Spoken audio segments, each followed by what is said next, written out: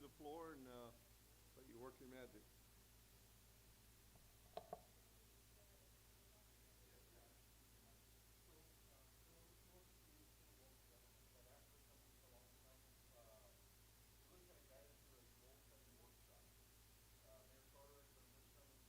That we really need to identify and highlight which direction council wants to go. I think many of us feel we're struggling to go in different directions all the time. We have a strategic plan that we mostly understand, but we really need to know what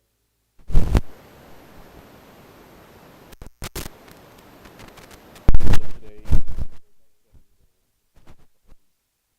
My hope is that we learn from council really different ideas that they have, and then get some direction.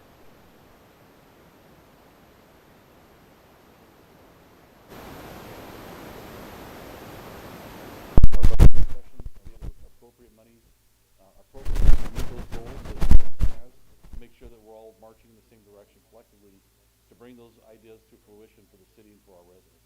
So that's our hope today. Melissa's going to join us and kind of lead the discussion, but I've also invited all the department heads because I know that there's going to be questions along the way, and we want to have the technical expertise in the room to be able to kind of respond to that and answer that. The goals really we're looking for are from council, but if there's a question about abilities or each individual department, that's why the department heads are here, because I think it's important that they understand what your goals are rather than translating them down the road. They get to hear from you today what those are, and then we can all continue to work forward and march in that direction. So, with that, I'll turn it back over to Melissa, and we'll kick it off. Thank you. Never got to walk around with one of these mics before, so it's kind of fun. No. I am going to start at the podium to go through just a handful of slides before we jump into the brainstorm and discussion. But to introduce myself, is this close enough? Can you guys hear me? Perfect. If at any point, just wave your hands, I'll get louder. As Robert mentioned, my name is Melissa Keene. I'm a director with a statewide nonprofit called the Institute for Local Government, and we've been working with the city for the past almost 18 months now, working with a lot of your directors to help with grant writing and training and community engagement. And so excited to be here to help facilitate this conversation too, because this is such an important part, as Robert mentioned, of coalescing around goals so that your staff team know which direction to be rowing in, where should they be pursuing funding, what program should they be tackling, etc. So really happy to be here with all of you today. And I do this a lot. This is one of the hats I wear at ILG. I've been there 12 years. And I work with a lot of cities and counties and special districts statewide to do governance conversations, to do conversations around goal setting, strategic planning. So again, just happy to be here and looking forward to the conversation. Just a high-level agenda of what we're going to go over the next couple hours. Just some quick welcome and introductions, and then I'm going to do a brief overview of the strategic planning process and purpose and why this timing is so appropriate and why we're here today and what we're trying to achieve. And then the bulk of today's conversation is really going to be on that goal-setting conversation. We're going to review the existing strategic plan from a very high level just to ground you in what you already have in place. And then we're going to have a discussion around what really needs to happen over the next couple of years to make progress towards your vision, towards your mission as a city. And then we're going to have to pare those down. So we're going to do a prioritization exercise to get to that 3 to 5 goals that Robert was mentioning, so we really have a focused direction to move forward on. And then as next steps, I'll share more about this at the end, but we'll take all the information that we talked through today and really put some meat on that, do some wordsmithing offline, and we'll come back in about a month to reconvene this group and make sure that we're reflecting and capturing everything that you talked about today and that we're all on the same page, and hopefully those can get adopted and move forward for the next couple of years. This is just a way I start almost all of these conversations, just reminders on how we want to show up and interact and have this conversation today. We're obviously all here for the best of El Centro and to move the city forward and identify goals that are going to help improve your community. So we want to make sure that we're achieving those goals. So just some reminders to let everybody have space to talk, so step up and step back. try to stay on point and on time. We don't have a ton of time today for today's conversation, so hopefully we can be really strategic about the conversation and stay on point and see common ground to move the city forward. So before I jump in, just for my benefit, I know we've got a lot of staff in the room, and I think I've met most of you, but I have a couple of faces I don't recognize. Can we do a quick, just round robin of who is in the room? So just your name and your department as we go around, just to help orient me, please. I'm gonna pick on you over here.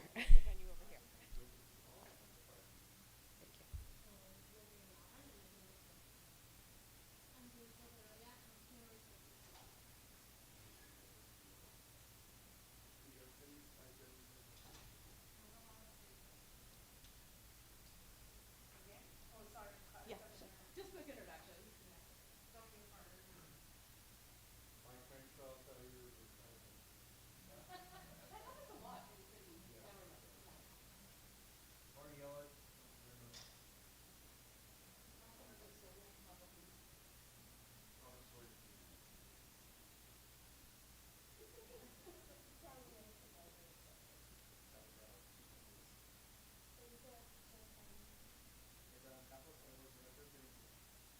Thank you. Appreciate it.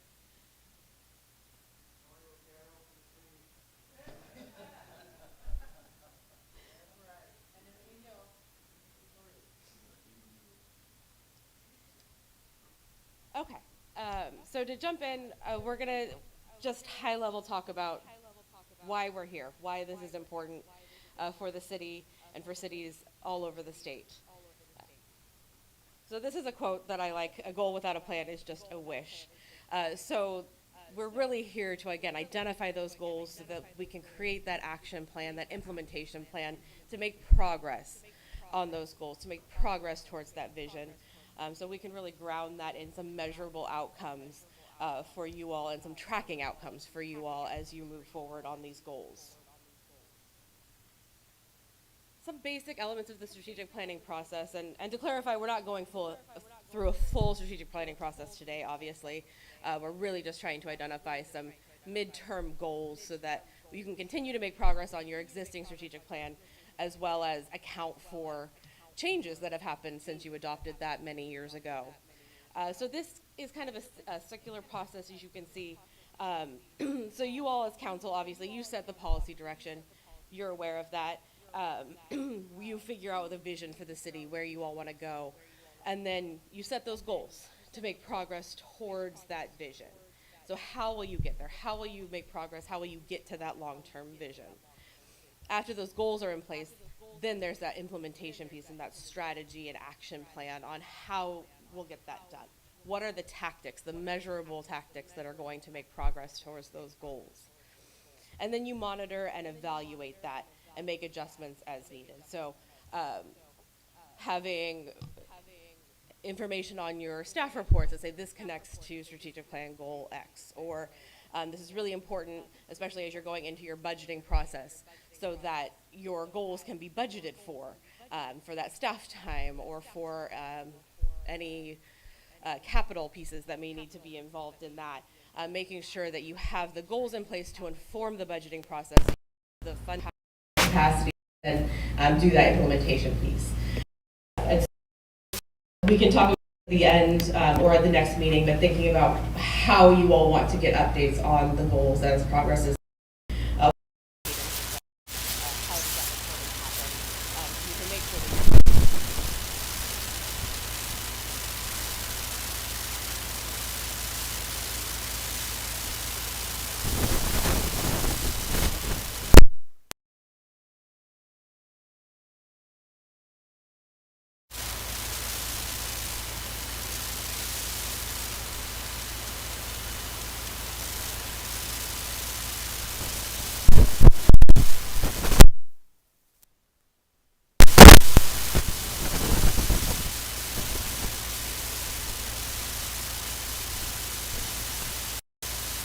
The existing looks like. Stands. Our mission is to deliver exceptional services that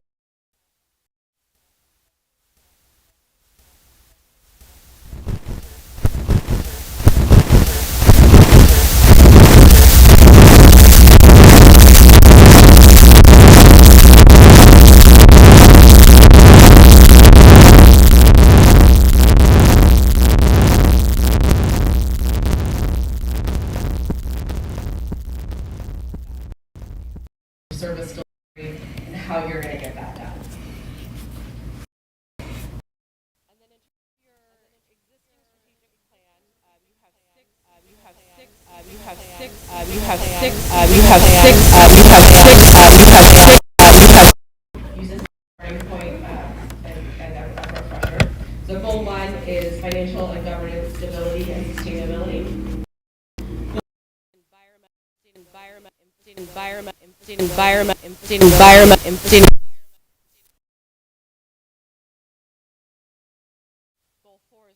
Goal four is recreation.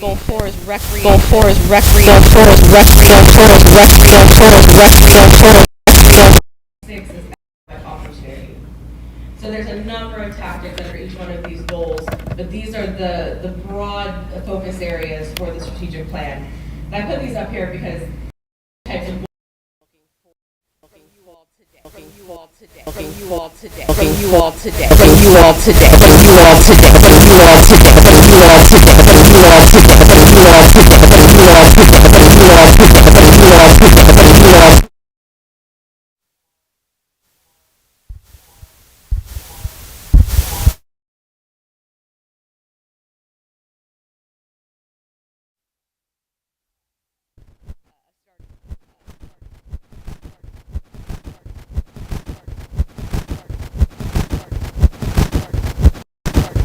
The staff has any comments or updates on the existing plan or any of these goals? Council.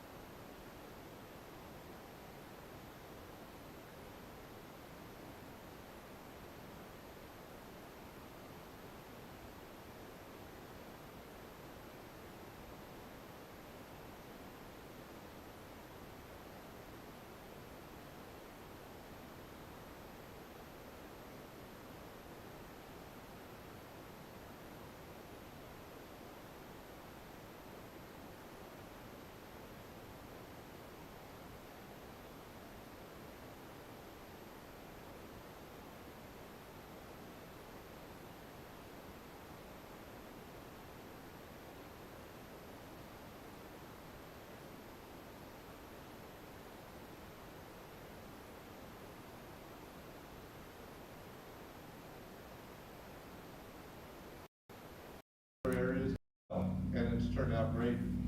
But one of the things I'm certainly looking to get out of this is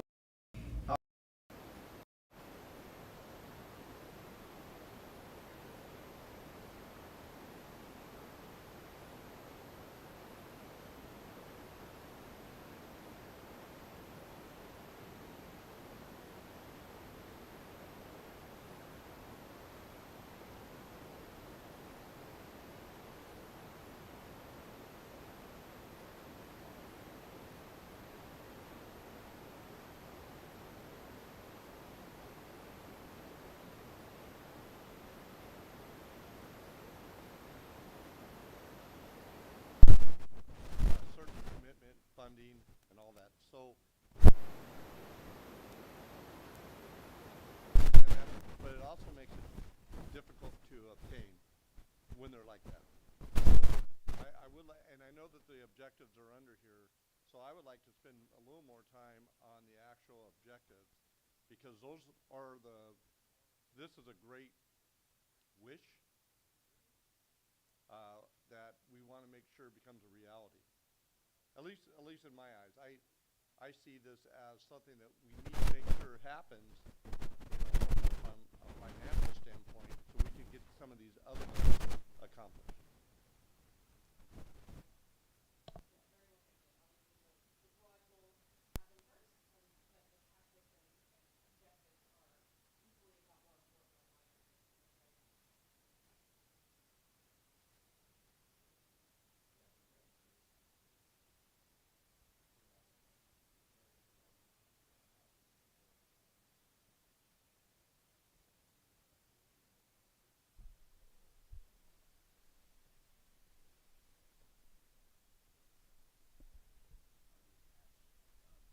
We were doing the planning process back then.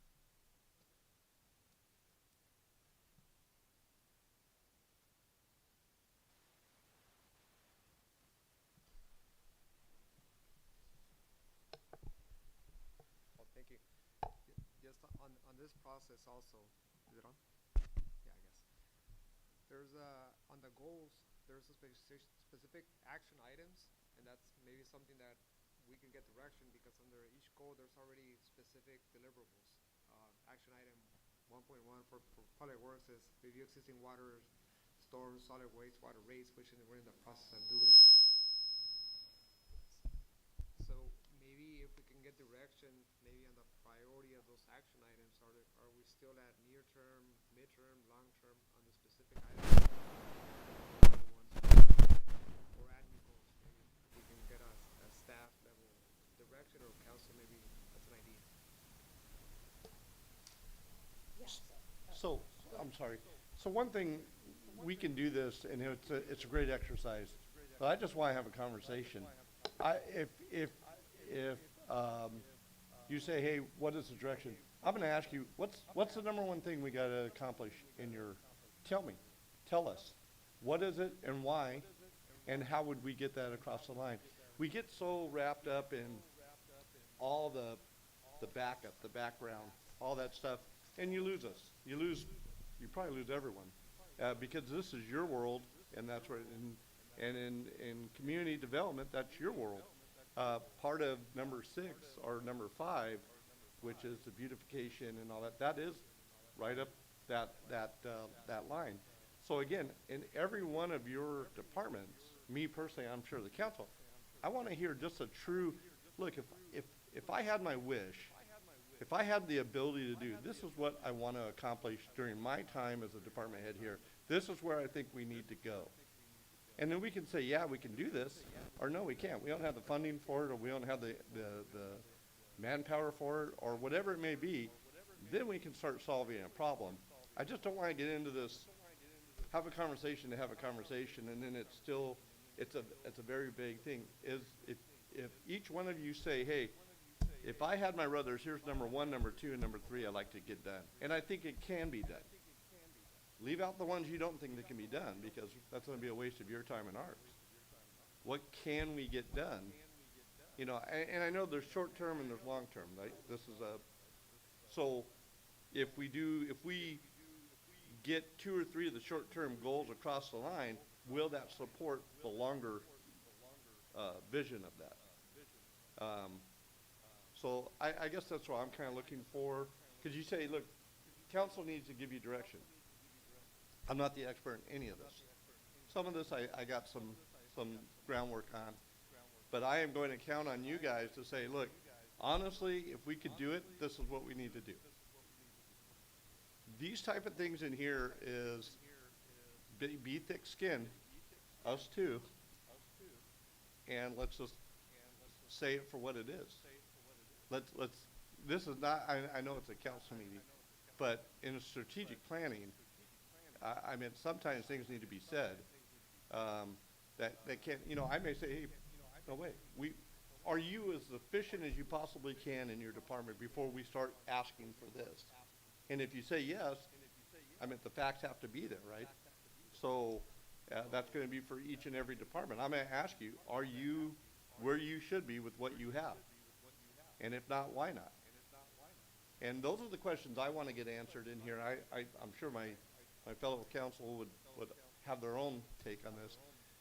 But I've been in these things where we walk out and we pat each other on the backs, and it's just a time-consuming event.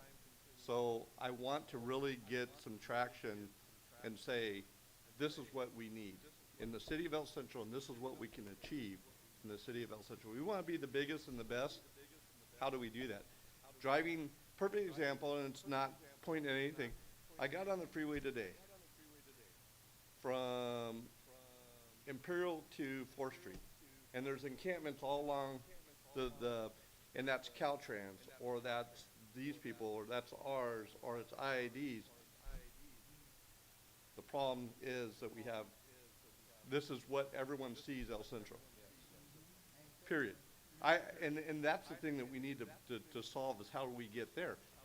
And then on top of that, if we're going to let's add code enforcement, and then let's put teeth to it. Let's not just say we have code enforcement, or let's not just say we have enacted city ordinances. Let's actually use them We to. did speak in our homeless ad hoc committee meeting, and Anna did say that that's not our jurisdiction. And I get that. Look, here's the thing and anyone who knows me, if I ask you a question, I will never accept I don't know. I will always accept I don't know, but I'll find out. And come back and say, yeah, if she says that's not our jurisdiction, I like her to say, that's IID's jurisdiction, and here's the contact person, and we've contacted them, and this is what we've done, this, and this. Robert's working on a flyer for Caltrans for information for the community, for the simple fact that this has been, for the railroads. Yeah, and please, I'm not trying to monopolize the thing, but what I am trying to say is that's just one speck of what we're trying to figure out here is how do we make a better El Centro? How can we do this collectively? I know that, for me, I know that we were talking about staff, and I just to put it out there, just in the year that I've been here, when you've made suggestions and so forth, the staffing has always been brought up, but I don't see a lot of movement coming about increasing staffing or for what arena, and we know that staffing is necessary for, and, you know, who to be able to protect, draw even our businesses. They want to be in a city where they're going to be safe, their residents going to be protected. We also have staffing need because of the speeding on traffic. It's something that we need that. And it involves public works, city beautification, to be able to see about cleansing and bringing more staffing. Those are things, Adriana's department, where they work with the children and the libraries and so forth, as far as I saw recreational. And a lot of us have been speaking about being able to keep our youth out of, you know, there's not much to do here, but being able to keep them out of trouble, but keep them well physically and mentally through different programs. So I think for me, one of the things that I'm looking at is that I hear we need staff, but I'm not seeing staff come over to be able to implement, and that's why we're here, to be able to show what we need and ask, you know, if we need staff, we need to know. So, here is a proposed, sales tax measure that we're going after. And a part of that, of this, and it's pretty preliminary, there was some projected personnel needs on here. I would imagine that this came through the department head, I like the department, police department, it looks like 100. But everyone's like, okay, 3, now, depending on what they are. But again, once we recognize, will that work? Will that be enough to make that happen?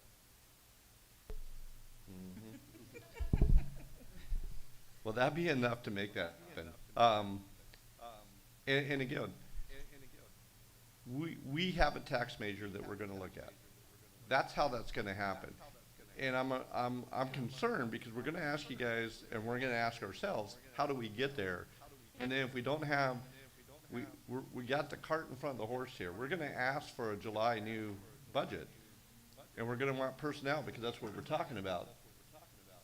But we don't know if the funding's coming until November.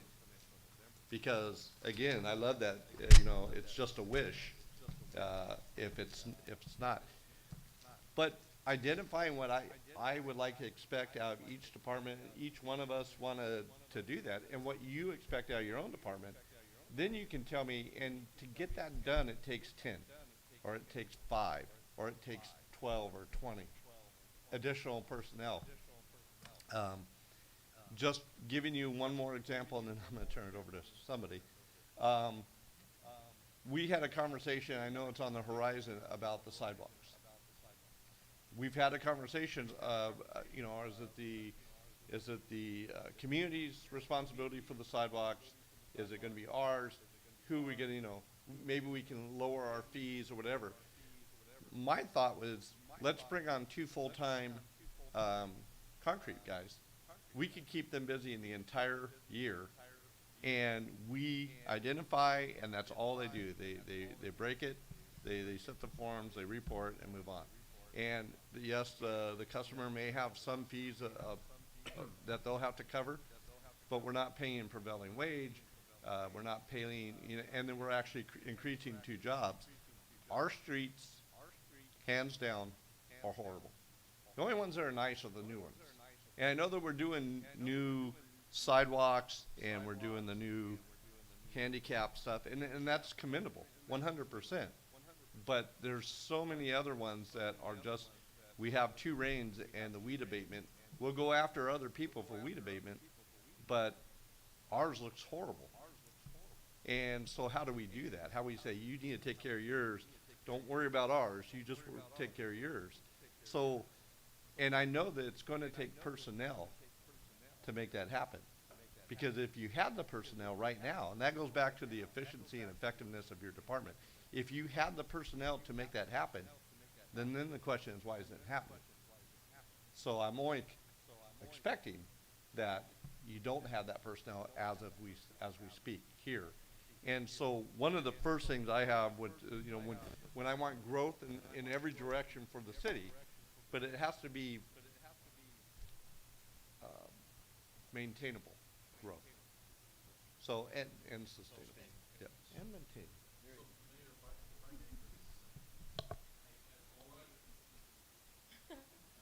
Do we need something? Yeah, we had a request to record, so that's why we're doing this.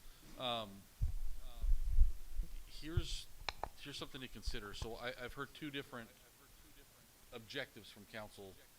One being public safety, and how do we increase public safety through traffic enforcement and a number of other ways.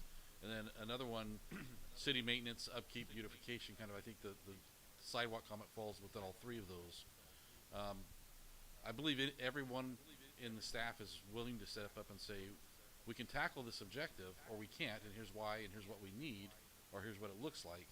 But from the staff perspective, I think it would be much easier to understand what those objectives look like.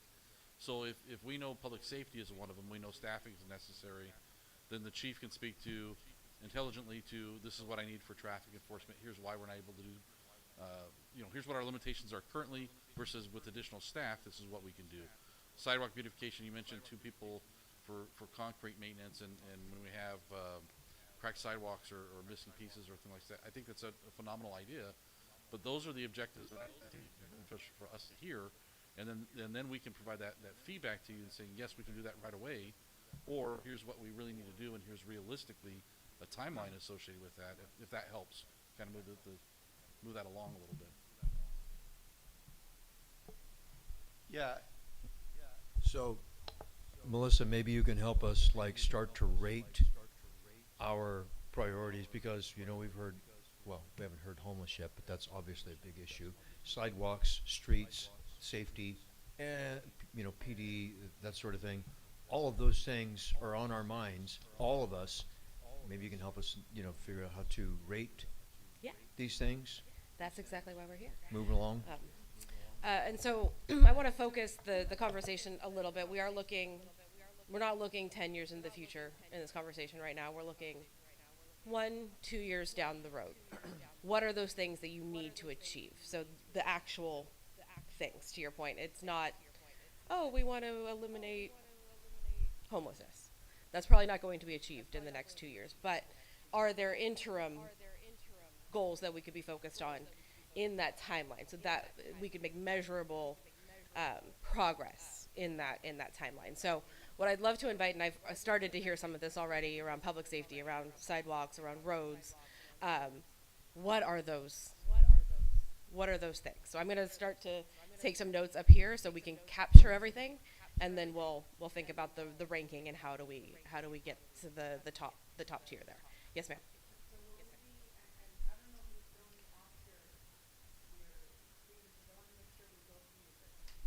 Oh no, Sorry. That we also have the opportunity to individually list what our that's what we're doing right now. priorities Yes. are. Okay. Yes. Perfect. Uh,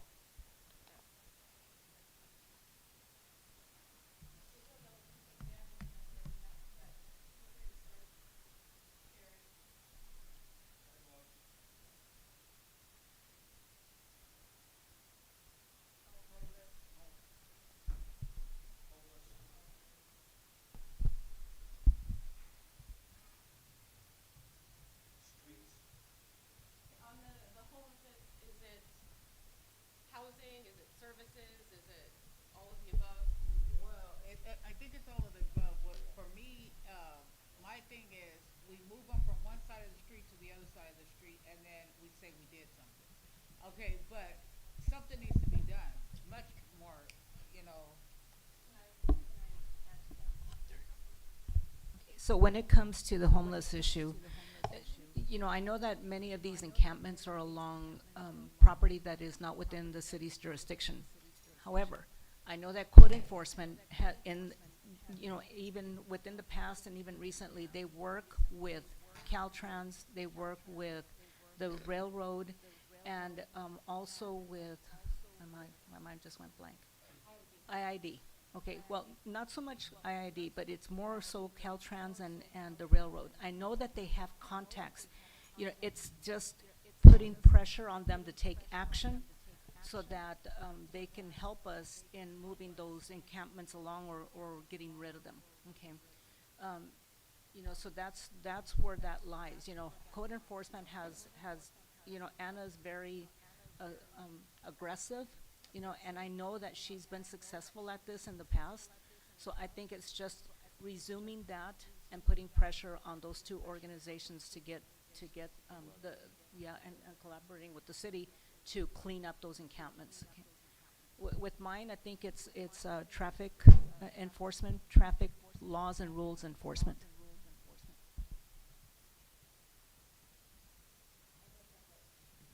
Pardon? Yeah, and that's separate. Yeah, I was just adding my 2 cents worth there.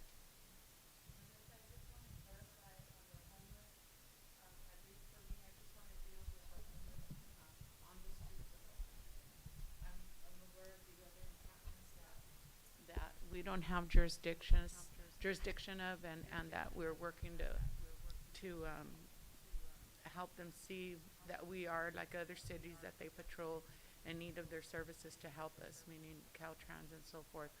But when I say the homeless, I'm talking about the ones that are on our streets, sometimes with tents, sleeping on the sidewalks, and interfering in a business's ability to attract people to come to them because they're there.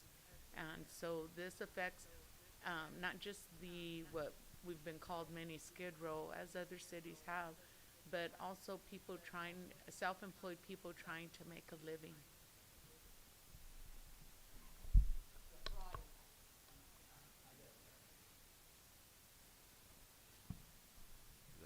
Is that on? So I have a question, and then I'm a little more callous and cynical to the homeless issue. And I've had some discussion with my fellow council. A city our size, who has solved their homeless problem? Why? think that that statement speaks volumes to some extent, because the vast majority of the homeless don't want to be solved. They're not, homeless is not a violation of law. It is a social thing. We can get trespassing if we can do that, or some city ordinances. But law enforcement deal with the homeless because law enforcement's on the street, they're on the street, there's a connection there.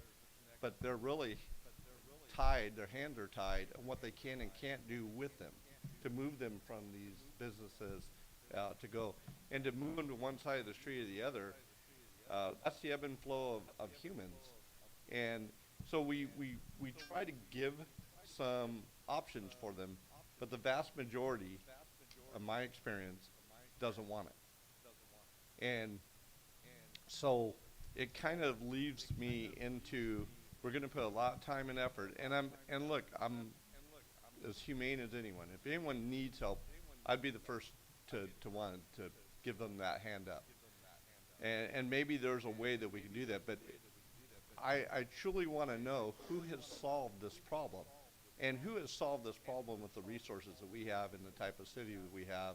You know, there might be some bigger departments that have, you know, a huge revenue stream, but if you listen just to the factual news, doesn't matter what side it is, billions and billions of dollars have been poured into homeless with only a rise in homelessness. And so I'm not sure, I'm not saying that we don't make that leap, but I'm looking for something that's grounded in reality as a solution. Not just, let's help the homeless. Well, that's why I was asking the question. Is it more service provision? Is it shelters and housing? Is it, But it's not all homeless on the street. It's the majority may not want help, but there are some who do want help, and it's up to us to get that mental capacity for them if they need help, if they need something, if they need a bus ticket out of here, if they want whatever they want to do, we're here to help them, you know, but we just need to come up with a solution as a team. And you know, we just can't stereotype them and say that all of them are going to be this way. We just have to try to figure it out for the majority. Yeah, and I would concur that there's been billions. Well, I'll clarify first that it appears that there's been billions given to the state that's unaccounted for as to how it was utilized to assist with homeless and or their services. And that's the reason for, I'm understanding, a audit that's going to begin with the state of California. But aside from that, one of the things is that working 30 years with the Department of Social Services, I was on the front line helping homeless people. And there are homeless people out there that do need and want help.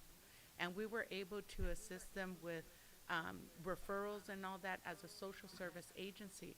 But what this city has not done is not partnered with like other cities that have statistics that show that homeless has dropped, because they have provided more rapid rehousing or pods or homeless activities specific to certain individuals. I've spoken with numerous individuals about assisting our veterans, and they have needs also, mental health, you know, drug abuse like other ones, but being a veteran, sometimes those are different. And if we can look at the population and be specific and target, as other cities around us have, will it solve it? No. But can we make a difference in someone's life? Yes. As far as the funding, we just hired an economic development manager, and that's one of the functions there is for grants.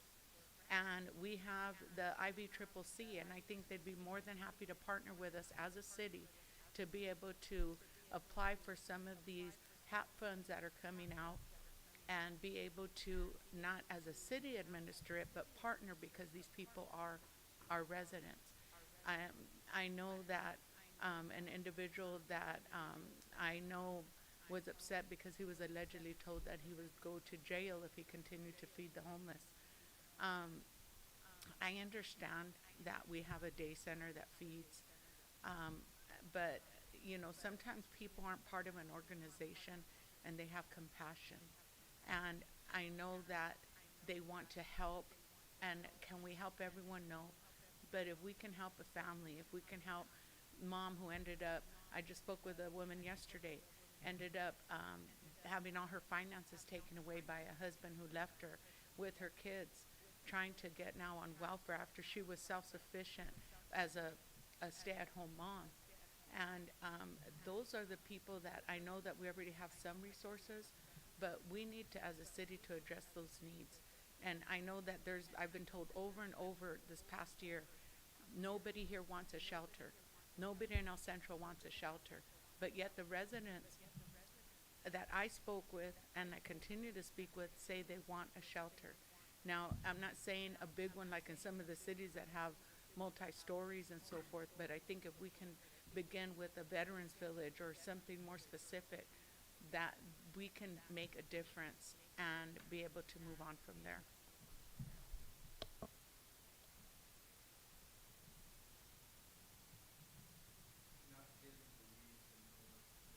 On from, because you can tell that we have a lot of work to do here.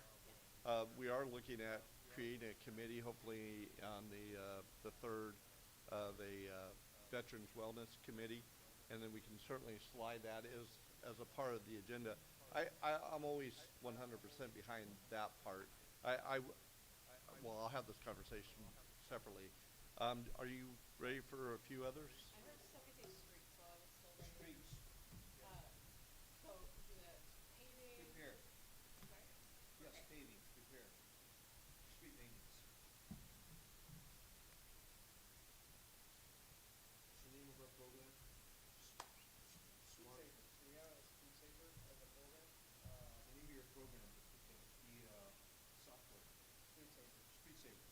And also, the food desert. We have a food desert on the north and the east side. And, I do believe if that would benefit Hopeville and Heber as well, if we do something that will be over in this area, because it's a lot of people that, I just spoke to a lady and she said she went down to the Shell gas station, and just for her to purchase a gallon of milk and a banana, it was like almost $8. So just for us to get something over here in this area, in the area for the north and the east side, and it will also benefit Hopeville and Heber, where I think it will help out that way, just so everybody will not have to drive all the way across town or have to catch Uber for $5 to get there, $5 to get back, and that's $10 that they could have spent on groceries. So it's just been a long time coming. This has been something that I've been pushing for years. It's always been brushed under the rug. Nobody wants to hear it, but I think it's something that's being more and more mentioned loudly as far as the residents over there. So I'm just bringing it to our attention again. Actually, it'd be nice if any of the staff would have anything as well. I mean, we can throw all kinds of stuff out from this side of the table, but maybe, because I have a laundry list of things, so.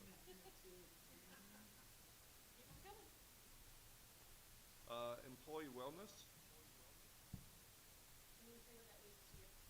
Pardon me? What does that mean to you? Or in this? Supporting our employees, treating them the way that we say that we're treating them. We value our employees from the very top to the very bottom, and they need to be, they need to feel that.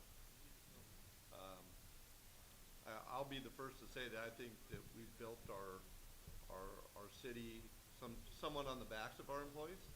I don't feel that that is the correct thing to do. We need to be fair and equitable the way we move forward with all of our employees, regardless of what their assignment is. But we take care of our employees will take care of these things that we're trying to accomplish. Are you talking about benefits, salary, making sure you're Well, I market think that rate? is all part of it, but just in the way that treatment, there are intangibles that our employees, me as an employee, and just knowing this from public service, that it doesn't come with the money, it doesn't come with the medical and the retirement. It comes with just the environment in which you work, that you're valued. We say it a lot. We value our employees, we have good employees, which I agree 100% with. Now it's time to show it, make sure constantly. Growth in all directions, Physically? yeah. The So size of the- expanding city limits? Expanding the city, Okay. And that comes with beautification. yes. In order to get growth, we need to beautify our city. Beautification? That is on there as well, yes. And in my mind, there's two areas that I like. One is a very large sports complex. We've had some conversation about that. I would love to see a 40-acre sports complex that rivals some of these other big areas. Talk about having some impact, and talk about solving some issues of not having things to do. And then the other one is creating a couple more industrial zones that we can start. We don't have a lot to offer businesses except for land and transit. We have some pretty Okay, good, you mean explicit zoning for industrial use? correct. Okay. Between, maybe some small commercial, I don't know if that would work at the airport or in the Brawley one. We do have some train, ability. We certainly have a highway, in all directions. So we could be a hub, plus our proximity to a very large, international city. So these are, when we're talking about the opportunity for funding, some of the, and not all businesses are suitable, just because we're in the middle of a situation where we have an industry that wants to move in, and we're being very mindful of doing the right thing. Now, I don't know exactly what that is, and our staff is helping us through it, but we need to make, I'd rather have the right businesses and no businesses than the wrong business, so. And another thing is our youth, we need something for our youth. We do a lot of activities for our, underage, which is, they're great activities, very good activities. But between the ages of 16 and maybe 21, there's nothing for them to do. And that leads them to going towards misbehaving in the streets and doing things, you know, so we just need to open up something where we can have something for our youth. Because we have a lot of activities as far as for our young ones, which is really good. Yes, teenage, young adults.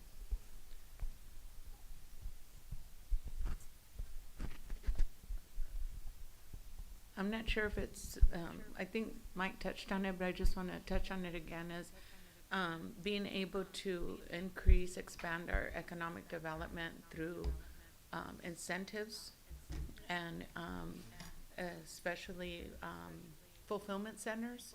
If there's a way that we could be able to have those drawn here through incentives, and because my understanding is that those are the ones that bring in the taxes for the local area.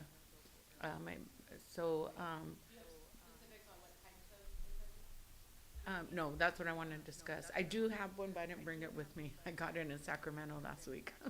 I didn't bring it, but I'll share that later.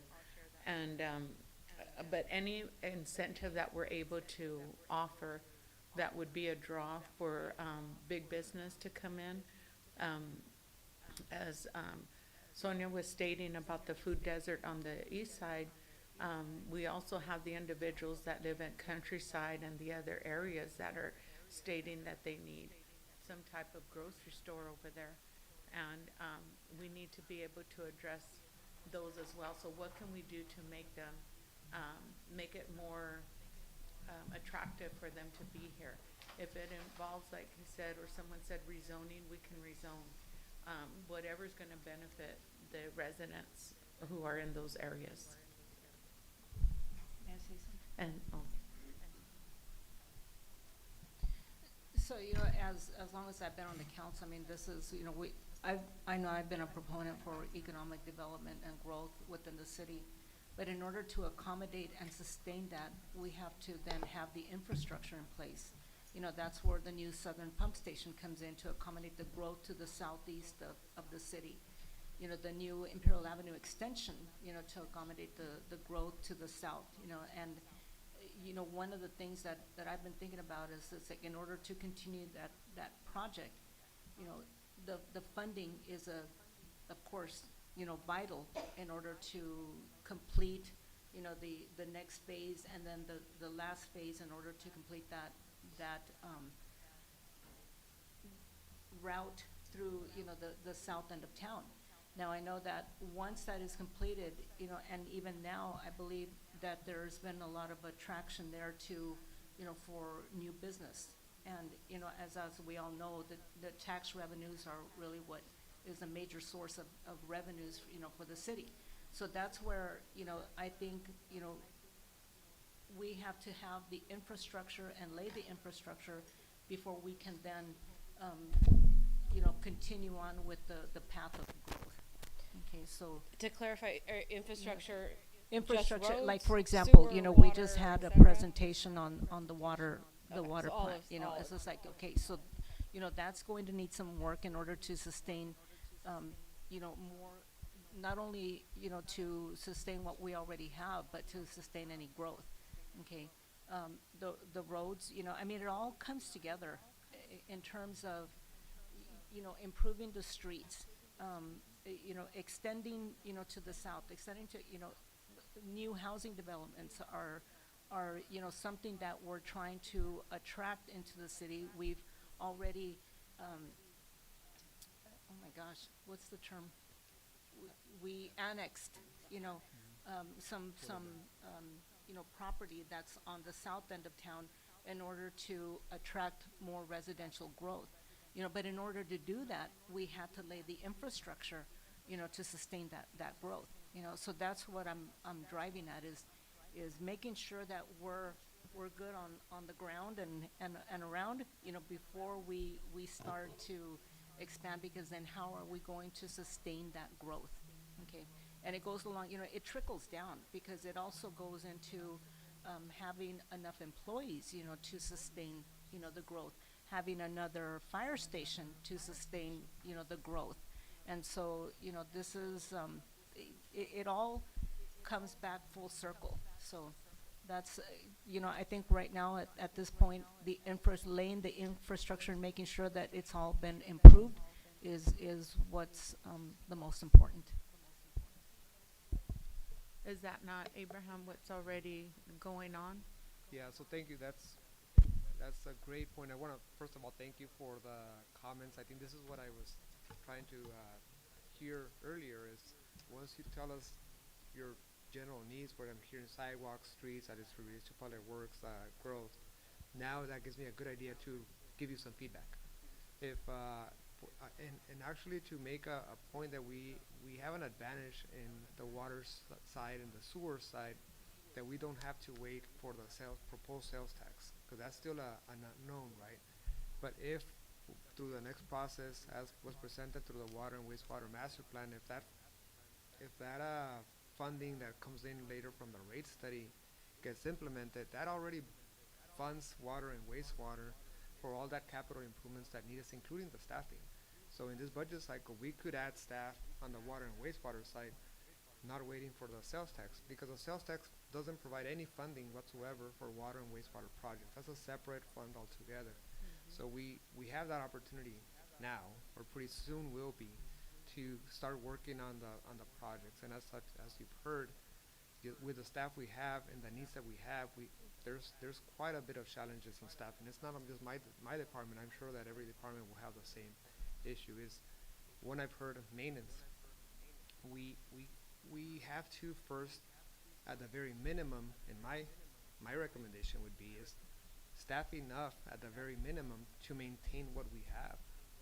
Then we can start talking about what else do we need to improve. But right now, you're right.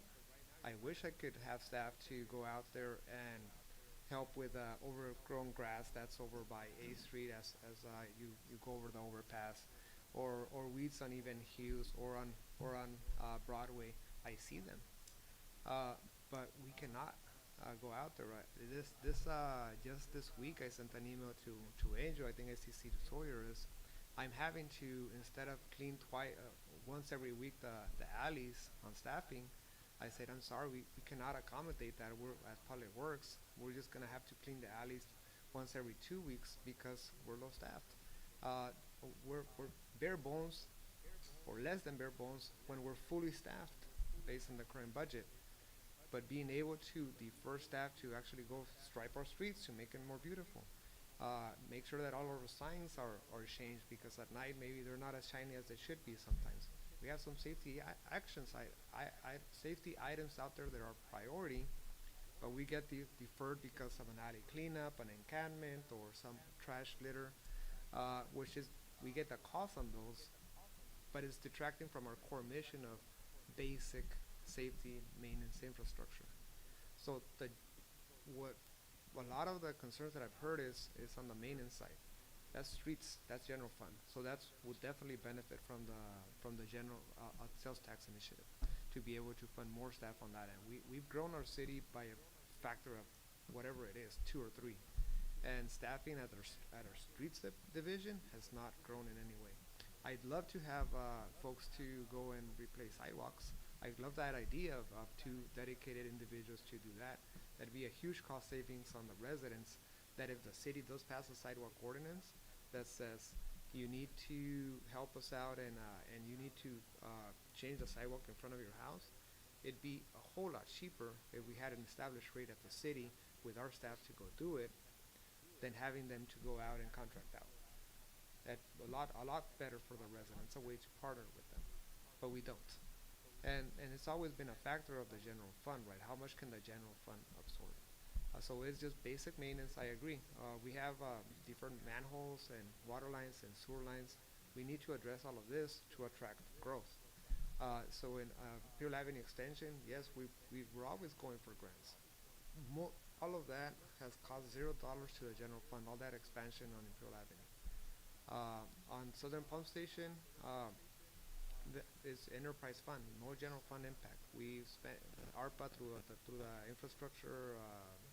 ARPA, 5 million went into there, basically resulting both savings to the residents in terms of rates because now the residents didn't have to pay for that, $5 million for that pump station, as well as providing for future growth in that area.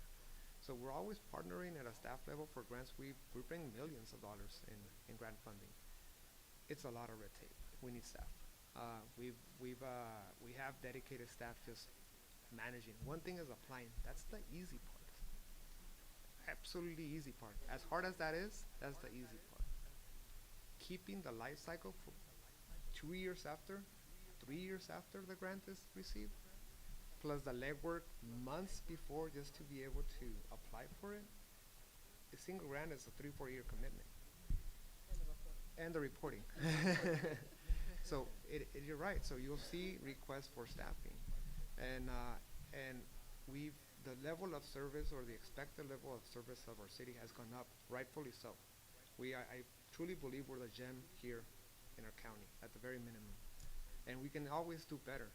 And the staffing has stayed more or less the same. Our staffing is going 150 to 100% of what it should be doing. We just need on the general fund staff side, we need staff. Parks the same, police, fire the same. So, but in terms of the water and wastewater side, we do have an opportunity fairly soon to not have to wait for that sales tax and get us going and bring in our deferred maintenance on that nationwide infrastructure problem that we have on water and wastewater. You know, and for me, it's really, I'm gonna say the word shocking, okay?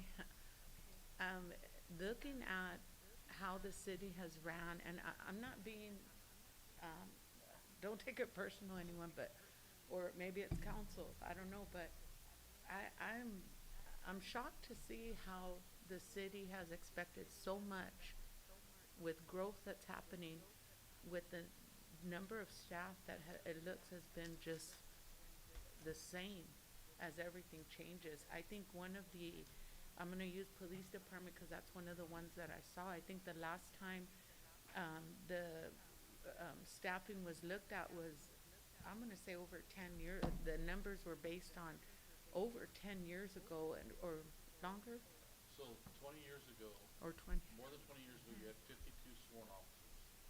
There was a 1 year spike where they were authorized 58. Sitting here today, 20 years later, you're only authorized 54. And that's horrible. And if that's our public safety, I'm looking and listening to what Abraham's saying. I'm looking at library. I'm looking at community services, all of this, and everyone else, because all of you are still doing the same amount of work, more work with the same amount of staff. At some points, going back 20 years.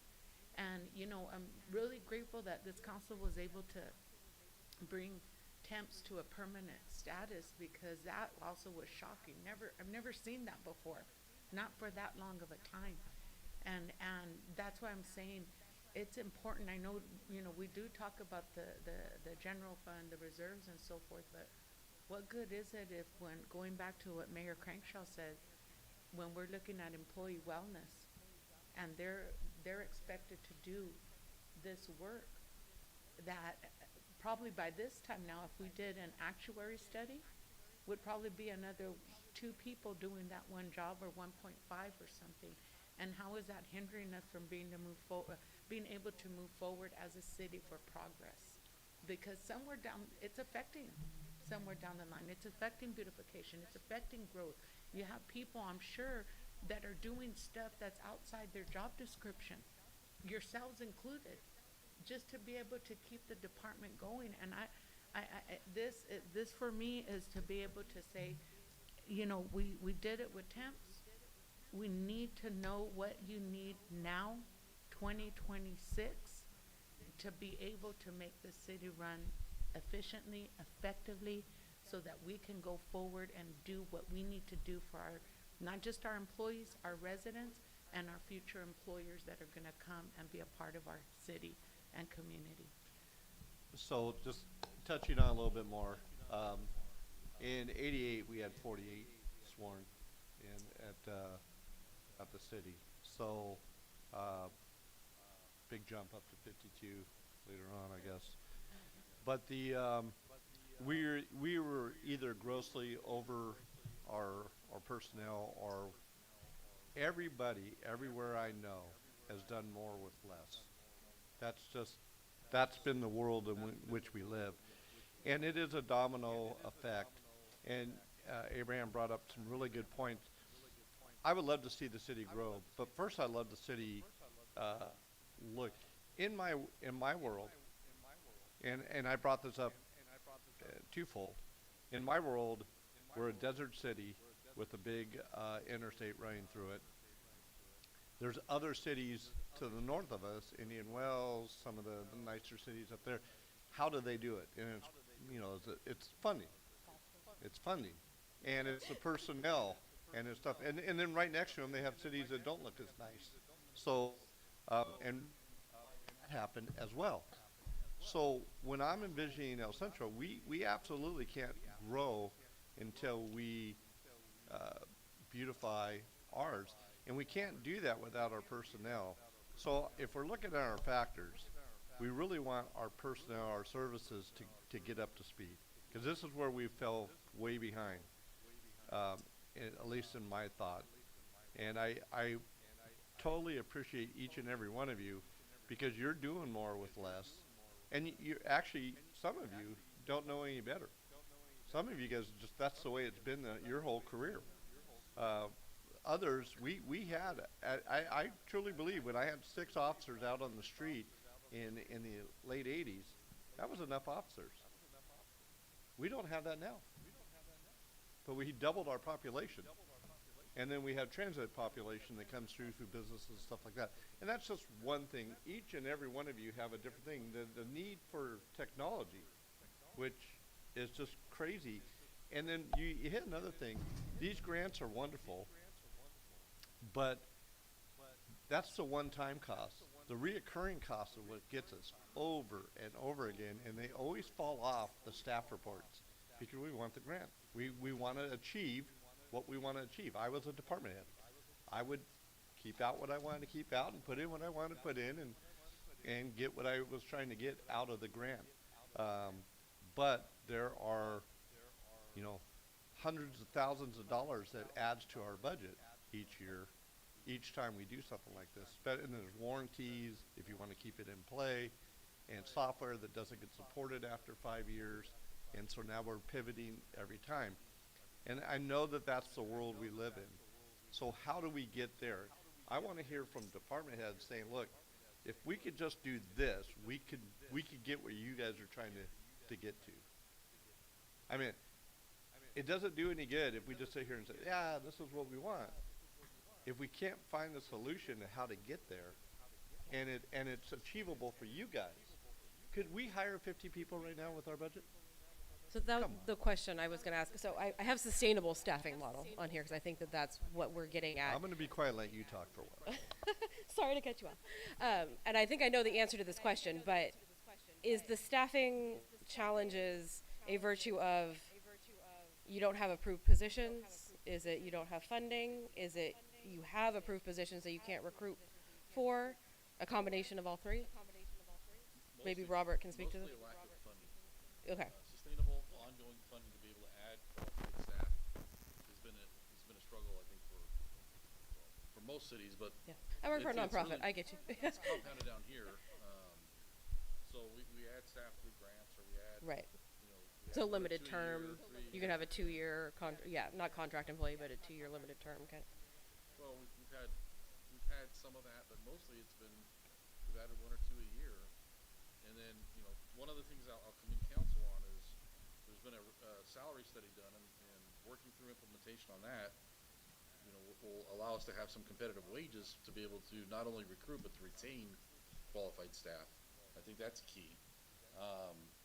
But really, it's all about, you know, dollars and cents. It doesn't matter how much sense you have to say what you want. If you don't have the dollars behind it, you can't get it. It's, Can I ask for each department to say how many people, how many positions they are filling? If I could measure from that.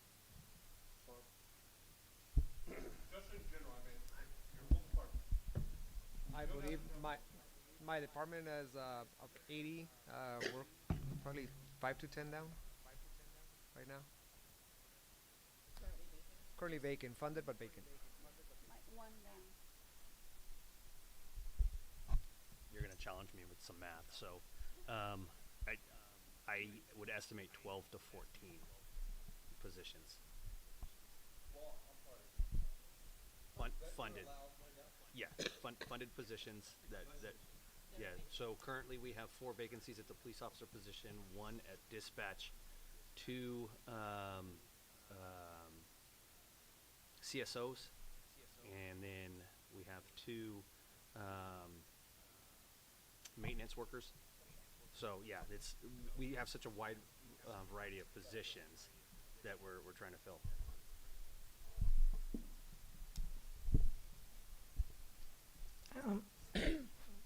I'm at 50%. A normal 20,000 square foot library has 20 staff, and I have 10. how many open positions do you have that are funded that are not filled? Nothing. So you're 100% filled, you just understand. Just 50% of what I should be. Yeah.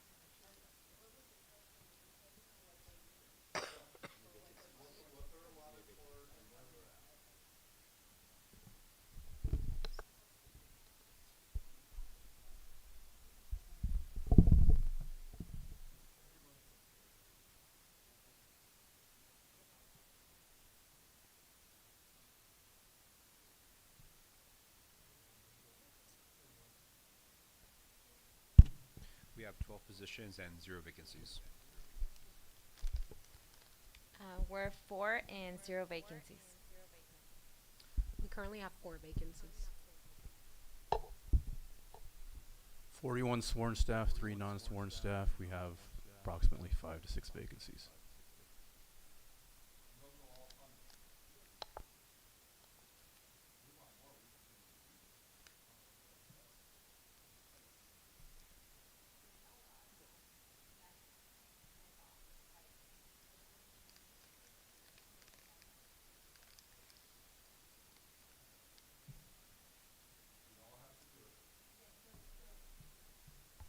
Just to clarify, yeah, there's vacancies, but the majority are either in background or already interviewees going or scheduled.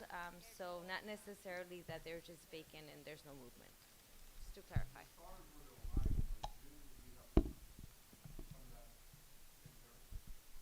We're working on providing a report to our city manager, and he will be by next week. So they're already looking into that. And also, finance, IT, and HR are working to bring in all this information more into our database so that we can pull reports easily. Because up to today, we have a lot of it that's manual. So that's why we can't just pull a report of these are the vacancies, but that's in the works already. We're in the process, the implementation process. And I just want to give for context some of the things that Human Resources does. We have a clerical assistant position that opened. We had, I believe, 232 applicants for that position, and so they go through every single application and vet it through for interviews. And so I say that because so much of their work just kind of goes unseen. You know, they have to go through all those applications that were received, and that's just one position.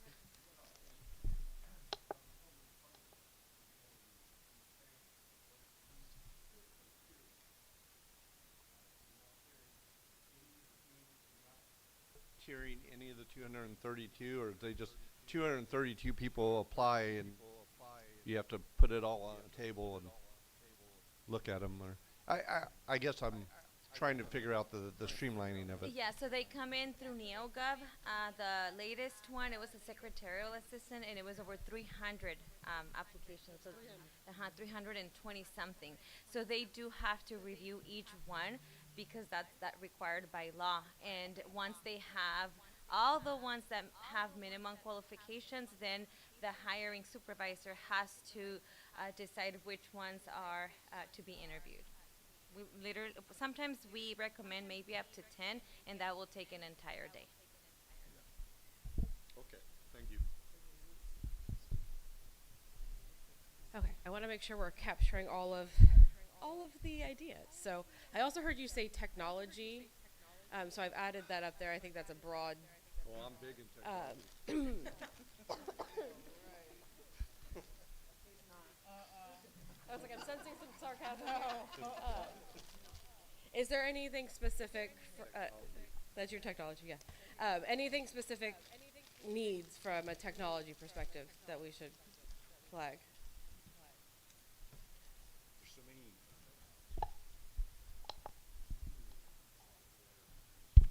Yeah, there's so much software available now. Is this on? Yes. Okay. I think you have to go like this. All right. Might All be. right, speak up. Pretend you're So like singing. there's so much software available now in all of our departments. However, it takes a lot of work to kind of configure it and things like that. And sometimes I feel like I'll speak to myself. I feel like I'm the IT person for my department just because I don't know. I'm a nerd, so I'm kind of I understand how to configure that and stuff like that. And so I'm kind of I don't know, like other cities do individual departments have like kind of like leads to like on the software aspects of how we run our departments. It just that takes a lot of time, and like I see that's like for myself and my department, it's kind of like the bottleneck whenever we want to like implement something. I know like I'm trying to get the online payments right now to work through our permitting system, and I'm the one kind of contacting Miguel and IT to kind of configure that. Yeah. So and whenever you get like these new requests for like new software systems, you gotta think about okay, do you have the personnel in our the impact of it. So, thank you, Angel. I'd love to piggyback on that, and I completely agree. I've seen other, just from acquaintances, there's the IT side, which is the technology, the hardware, and there's like they call it different. It's not IT, it's design or software IT, whatever you want to call it, and they deal with programs and software. It's a different division. We don't have this here. We have IT doing a little bit of everything and very limited staff as well. So I'm with you. I'm also a nerd, and so I end up doing and helping as much as I can with the softwares and getting the implementation. But you're right, software and technology is good, but it's it's another person that needs to understand this. You have to manage it. It's just you just don't buy it and it's done. It's ongoing management and modification. So are there technology needs right now? Yes. Anything specific you could point to that would improve service delivery that you don't currently have? Was the time clocks ever automated? Time? Okay, because I know that was last year when we first came in, we touched on that on being able to automate that punching in instead Yeah. of everything doing by hand, because I was shocked that that was going on too. So we are working on it, but as it's been, so for just one, I mean, the kickoff meeting or every time that we have to meet with the consultants to do the implementation, so it will take Dulce, Miguel, and myself. So we are doing the implementation, and the 3 department heads is the whole afternoon just trying to do the settings, and it's just each meeting. How is it that excuse my ignorance because I'm not a nerd. I don't know. How is it that you guys are doing this and you don't have someone coming in and setting up and training and then just showing you? No, we do have a consultant, but we have to do. I mean, it's through Zoom, and we are doing it in our in our servers. I mean, in our system here. So we have to take decisions. So what is gonna be? What the employee see? It's just that, and it's, for example, with Civic Rec, get the file. I mean, we are trying to export a file from one system to import it to the other one, and it's taking my time, Miguel's time, Adriana's time, Gustavo's time, everybody's time, just trying to make the system work. So we are, I mean, we try, I think that we all here are kind of nerdies and try to do a little bit of everything, but we are not an experts. I think that the vendors nowadays they kind of just show you a website, show you some videos, and Expect for you to implement. Yes, I know. I personally asked like, hey, can we fly down here and like show us? Mhm. And like they just don't provide those services. Unfortunately, everything's just.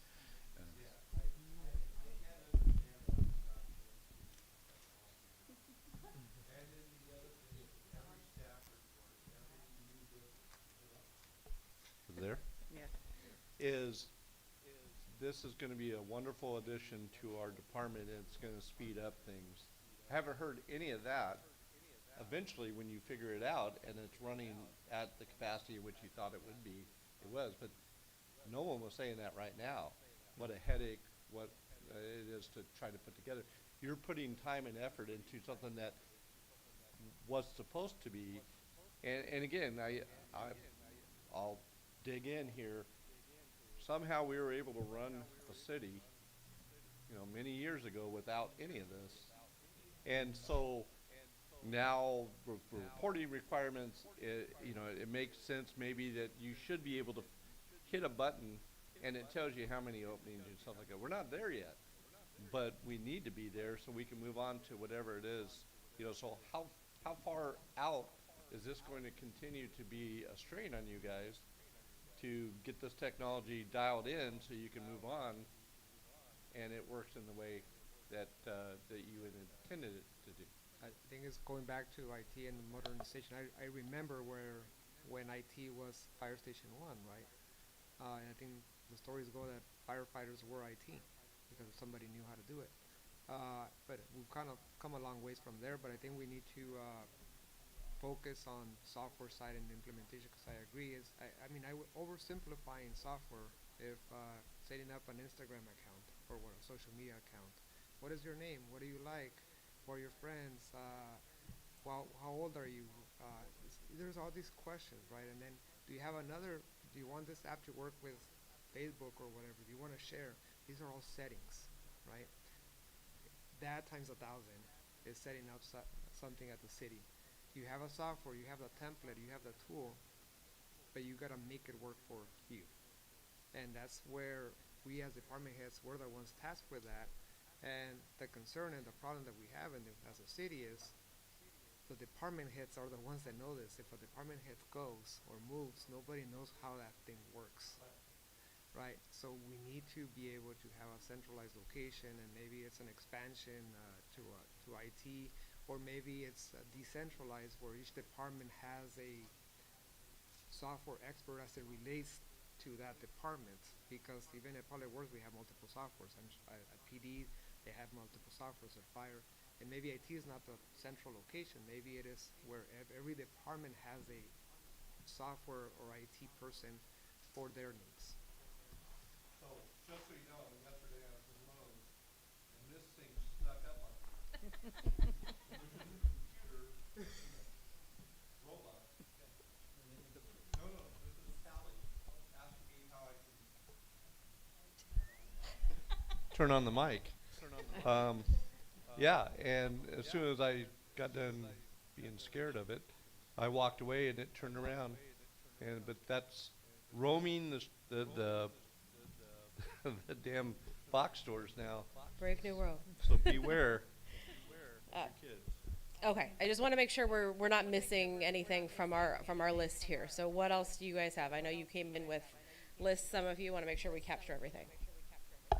I think I'd like to state that for the part of the beautification or updates for the city would be to install bathrooms in our park, the ones that don't have bathrooms.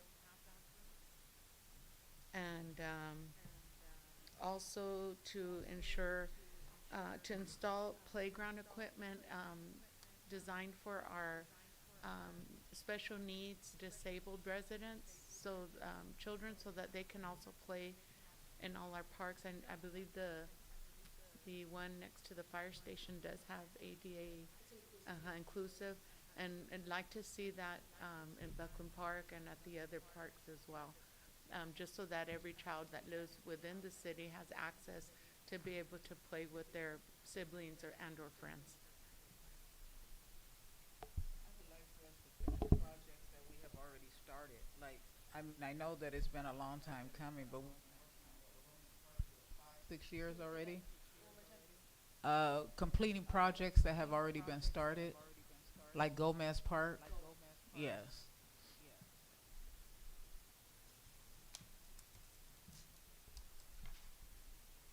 One of the programs I think is very important, police department has, is the Explorer program. And then Explorers, we talk about youth, what do they go up to? 21. So there's your fill-in. And I don't know if Fire has something similar, but even a mentoring program at different departments. You know, I see that from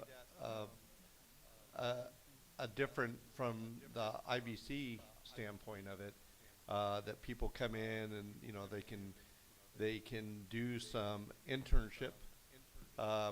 You know, you can't do a lot, and I don't want to do something that's going to even take more distraction away from you, because it could.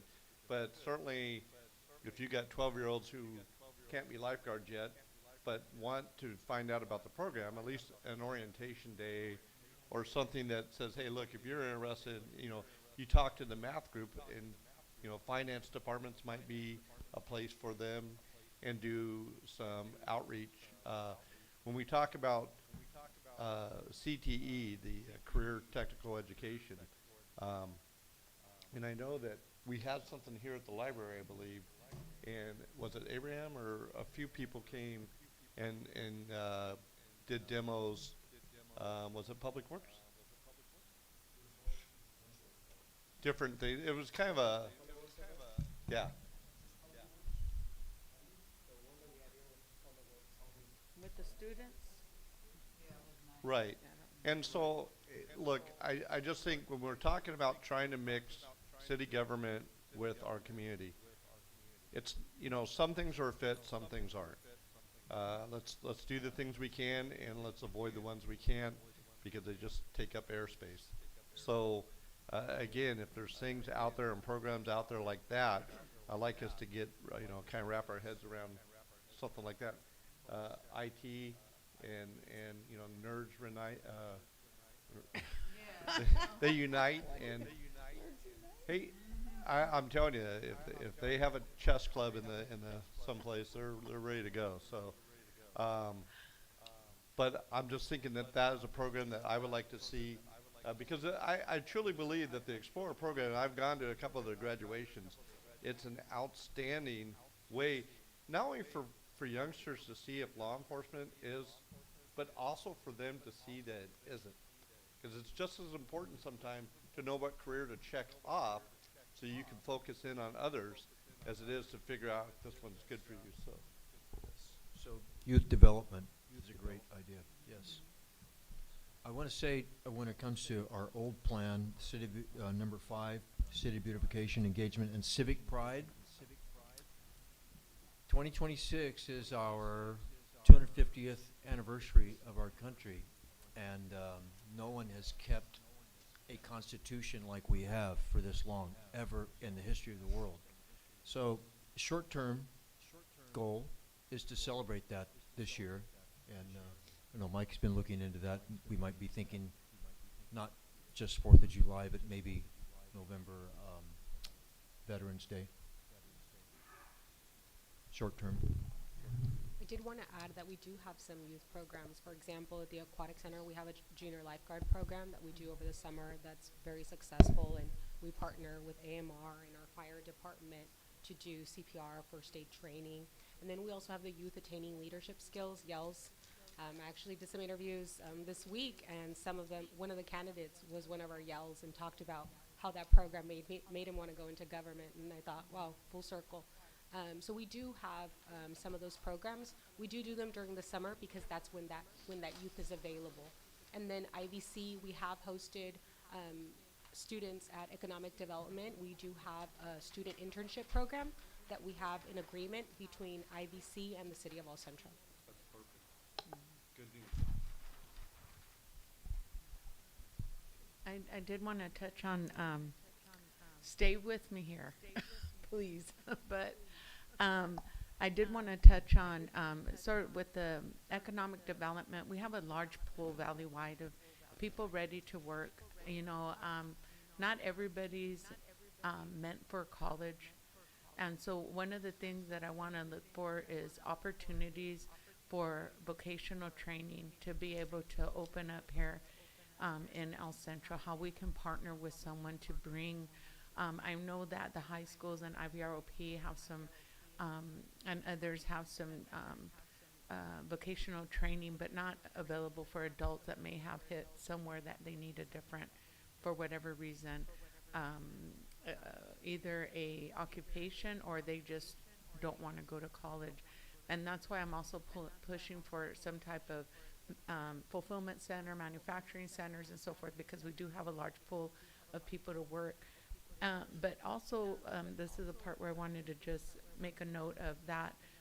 I believe it's important also that sometimes life, there's things that interrupt life and people aren't able to complete their degrees and so forth.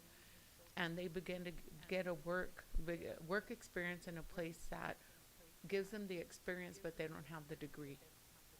And so I know the state of California about 2 years ago reviewed their about 30,000 positions and eliminated the education requirement on some of those positions.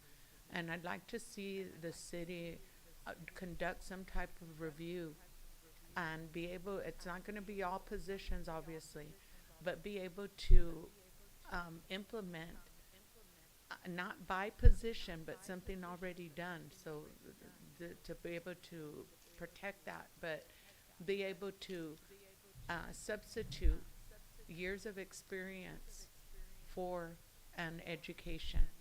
So where if you have something that requires, let's say, a BA, but you have 6 years doing that position, that individual would have the opportunity to apply for that and be able to be there, because I've seen positions applied for where, and I'm not knocking at all, my respects to everybody who has that education and so forth, but sometimes you have the individual who's been doing that job for years and has to stop and train someone who doesn't, and it's such a morale breaker, not just for the individual, but for the people that work with them that know.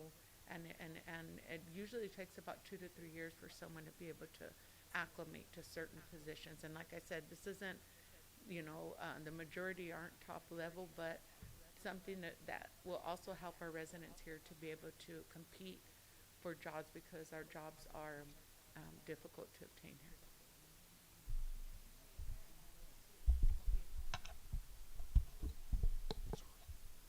So along those lines, also for persons that have relevant experience that they can apply to a position, because I know, that I've been involved in the hiring process and with former employers and even a current employer, and so, to look at previous experience that is very relevant to the job description at hand, even though they don't have that direct like governmental experience or municipal experience is, something that I think that we should also take a look at. And because I personally think that we've lost a lot of applicants simply because they didn't have, the specific experience that was in the job description or, in the rules that you have to follow. I think a lot of it is, I think we need to bend a little bit, in order to find applicants that could then do the job based on past experience that they have. It might not be the exact same position, but okay. I think you follow what I'm getting at, right? This is, I have MQs on here, which stands for minimum qualifications. Yeah. So it includes the educational requirements and those types of things. Yeah, So just I think. thinking outside the box. Yeah, I am. And in that case, yes, I am. It's just like so.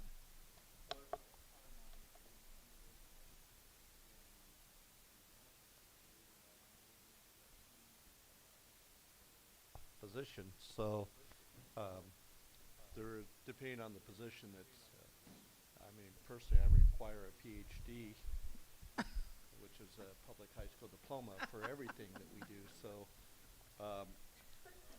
I truly believe that every position requires a certain level of, this is what we need for someone to come in.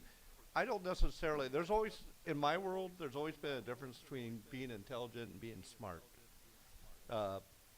Being smart is applying what you learn, your intelligence. In other areas, they have equivalents to education. And sometimes they even have equivalent to years on. So for each position, I think it's going to, HR would need to look at that and say, look, where is that going to land? It's not a one size But fits yeah, all. it's not a fit, one Yeah, fits for all. engineers, probably will have to have an engineering degree, for example, but, Yes, and that's why it wasn't like when yes, I was no, speaking of. but when appropriate, yeah. when The appropriate. entry level, do Yeah. they really need the bachelor's degree or And not, and right? that's a lot of them, and a lot of times what our residents need is just an opportunity, and and for entry level, just to get that experience to be able to move up. And on some of the promotional opportunities, then that also, in some fields, it's not everybody, I'm not talking everybody, but just wherever, when we can look at that to be able to see our employees have that opportunity and know that, hey, I didn't go back to school, but I do know it, and give that opportunity. I And always they, love they the- would know who knows their position more than I love the us. postings that are entry level that require 5 years of experience. You're like, wait a minute.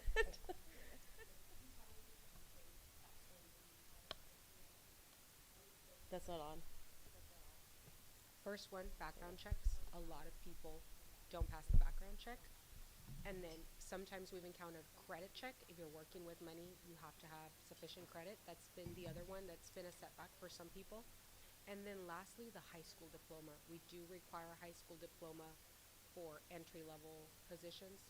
For me, I will tell you, I've shared this with Dulce. If my Parks 1 doesn't have a high school diploma and the person is a good worker, I don't really care. I mean, they're not writing reports. They are, out on the ground. And so those are positions where I think that would be fine as long as the background check, I do care a lot. You Yes. need to pass background. Yes. credit, not so much. That's why you need the job. Right. So those are the factors that we see, you know. But Yeah. but there is definitely some room. Janitorial, same. If you don't have a high Yes. school diploma, I mean, I think you could still clean the restrooms. Yeah. So those are And- the where I feel like we can definitely make some headways on that. Yeah, and I agree with everything you're saying, Jen. I think being able sometimes, honestly, sometimes even an individual's the way they learn has affected their ability to graduate, but they work well with their hands. You know, and that's why we have to. I don't like blankets put on everyone because everyone learns different, but everyone has a strength. And I think, especially within our department, our city, we need to find that strength to help them not just exist but live. And if it's going to be able to open up job opportunities or promotional opportunities, I think we owe it to them.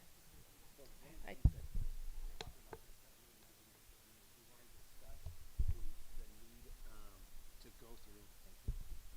the need to go through these applications, and as you all know, we have a HR analyst under the PD, and so I get to hear it a lot, and so just the amount of work that goes into that, comical. So to think that I love the idea, but to go through every job description and to look at qualifications are, and then to reduce them so that we could attract more people. The problem is it's kind of a double-edged sword because we need more people to be able to do that. And so it all falls back to that. We need more people Yes. in on almost every department, I think. Yeah, it was shocking to hear the 300 and something that was received, and to know that your staff has to go through that because you have to be able to sort to be able to see qualified versus not. So there's no way around it, and so all that, you know, yeah, no, I said yeah, no. So yeah, I totally understand, and you're correct. You know, that goes back to our staffing levels, and of course, like I said, not all positions, just some where we can look to see. Hello. And there's reporting that comes with it, right? Equal opportunity. The state can come and audit, and we have to be able to prove that we are, you know, doing our job well. So it sounds beautiful and it can be done, but we have to make sure that those changes come before the posting so that if we are going to give the credit of years of experience versus the BA, it's specified before. A job description has to be approved, and then we go from there. I just want to do a quick time check because we only have 15 more minutes, and I want to make sure we get all of our well, ideas. I'm just gonna, Yes, sir. I'm supporting you. I'm wondering if this is really good, but I wonder if we're way down in the weeds when we should be up at a higher level to wrap this up and get somewhere. Please. There you go.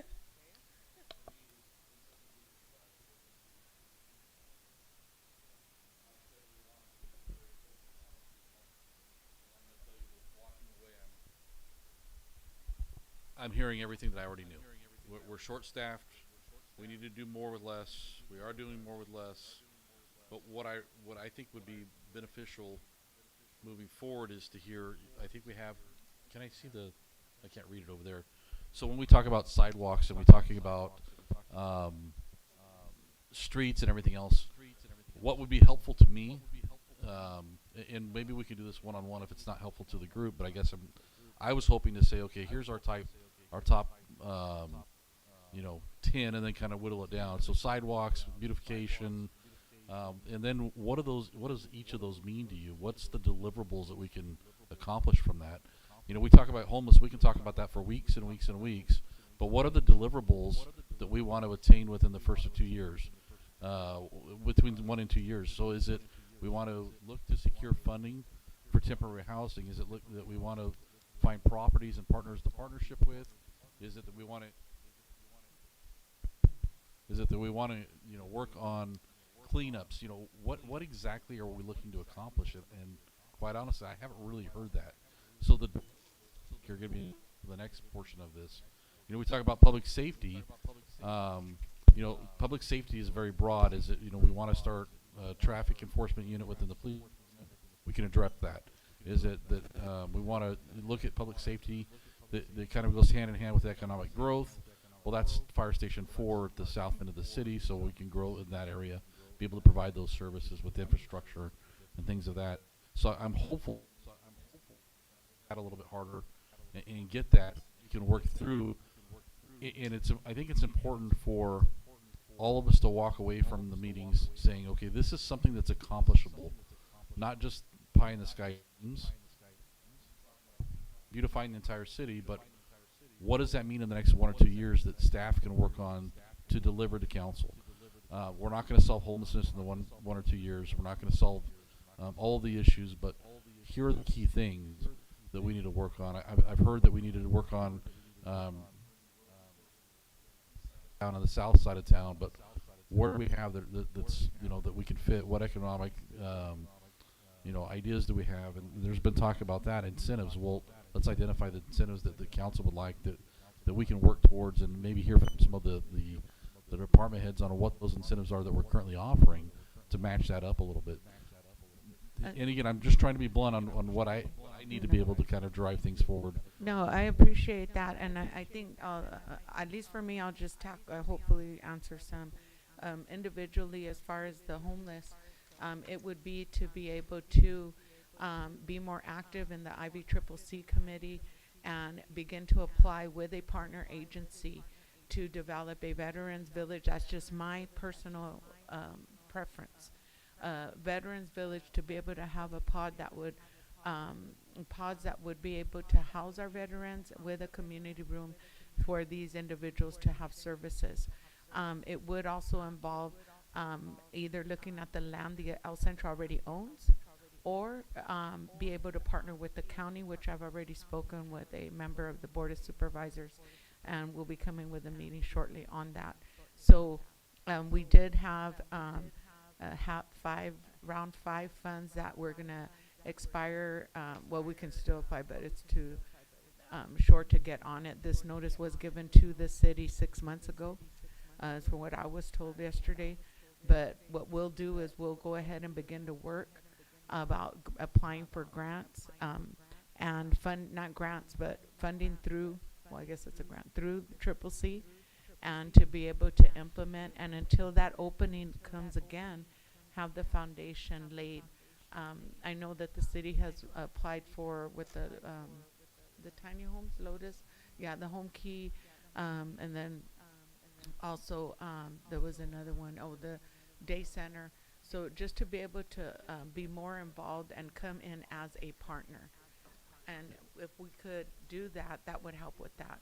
As far as the incentives, we've all been happy with the incentives that have been coming through, are going to be announced, I think finalized with the business incentives downtown through Angel's department and so forth. So if we could work with that with Adriana and Angel, I believe, to be able to see what incentives that we can offer, because nothing, we want to be open for business and as attractive as possible. And if other districts are able to allow incentives that we're able to allow, then we can do that to try to bring them. I know it's a long time to be able to do these grant things. So I know we have our new employee that's going to do that, but if we need to contract out to be able to assist us, so that way it doesn't take up so much of their time.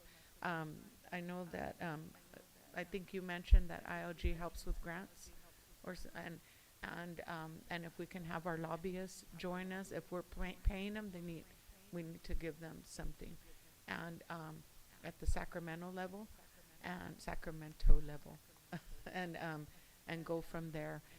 The same thing with the food desert that Sonia was talking about, of redistricting.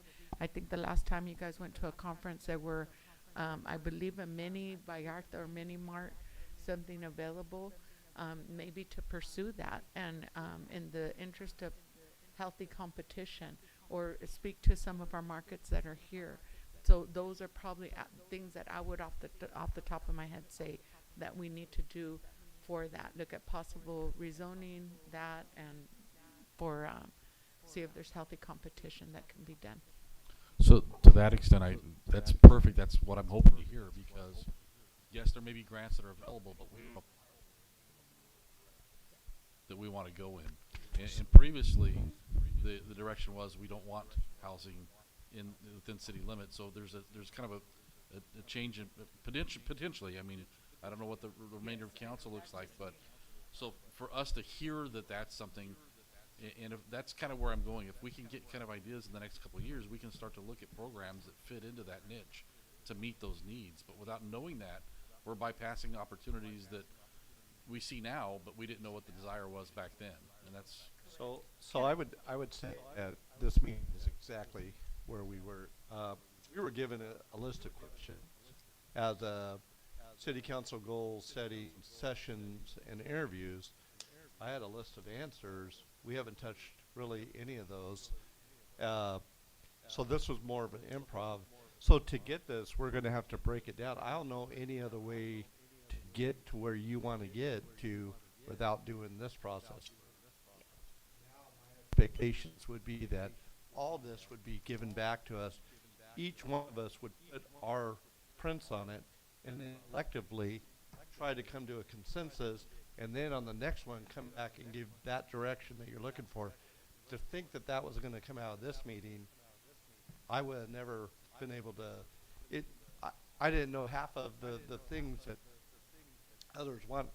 There's some things I don't agree with, and we're going to have to look at priorities, and there's things that I have that they don't agree with as well as far as us, and there may be some things that you guys say, hey, that's a great idea, impossible to do, and we need to move on from.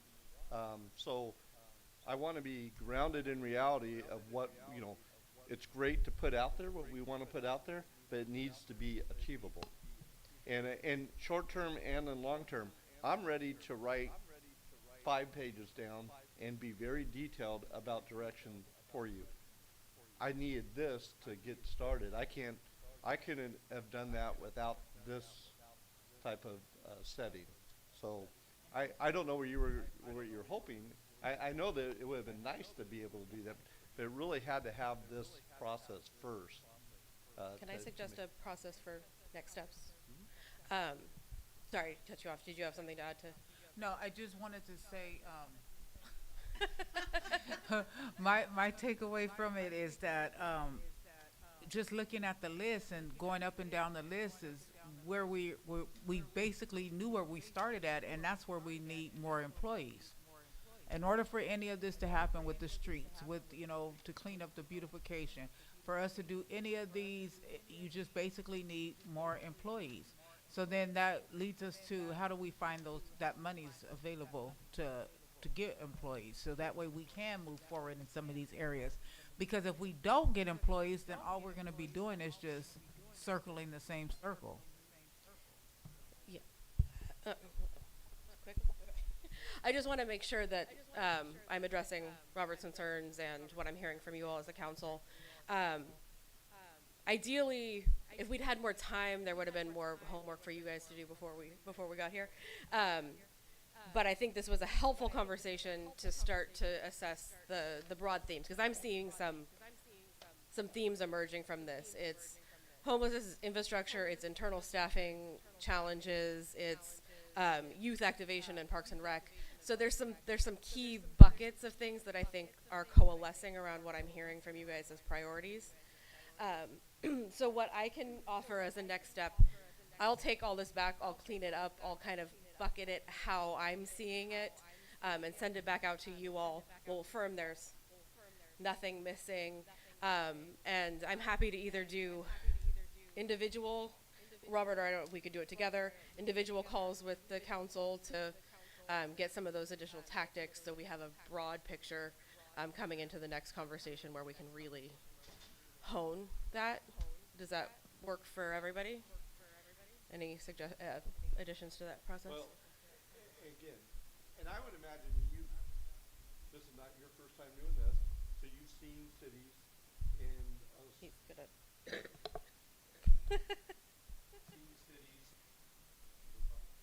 See cities. There you go. I feel like the wedding singer, right? We'll get you a headset. Yeah.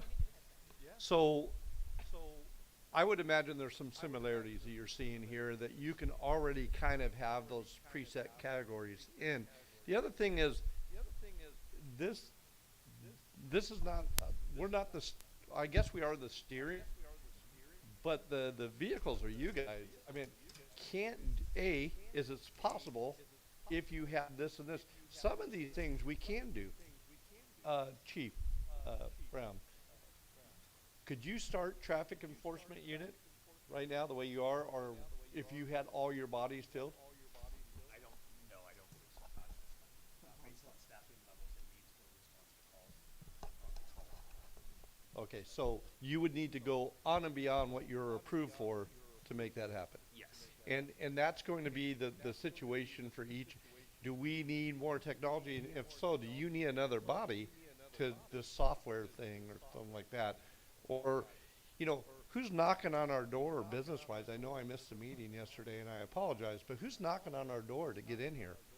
And why or why not? So these are the things that I want to get to because it's going to help me. I want to give you 5 categories. I want to give you direction that's going to work, that you guys can get behind and we can get behind and say, let's make this happen. It's something that I feel if it doesn't happen, it's not going to happen. And I think that once we get that information, you bucket them into categories, we can fine tune them, you guys can put your prints on it, then we have a strategic plan. And that's what I want, that's where I want to end up at, so.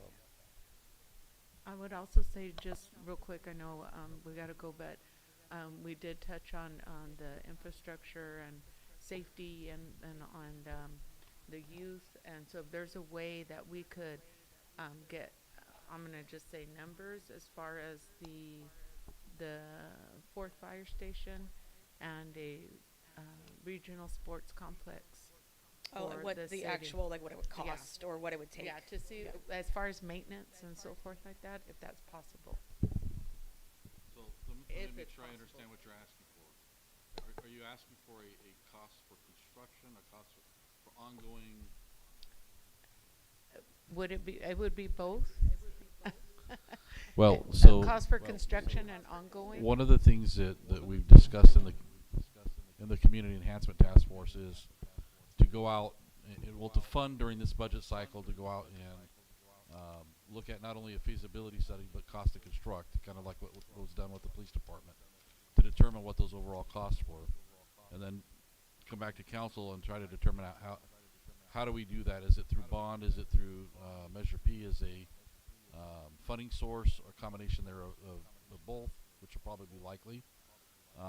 But if you're asking for ongoing cost, I can give you just a small perspective of that.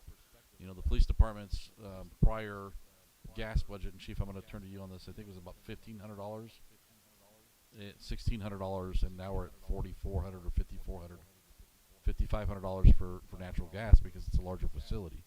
Those things were all discussed back when Marcelo Piedra was your city manager.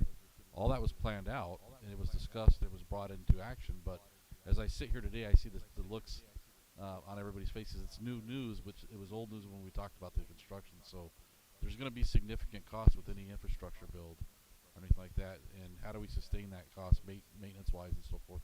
It was the same thing with the aquatic center, the amount of chemicals that were needed to be able to keep that going, pump maintenance and so forth.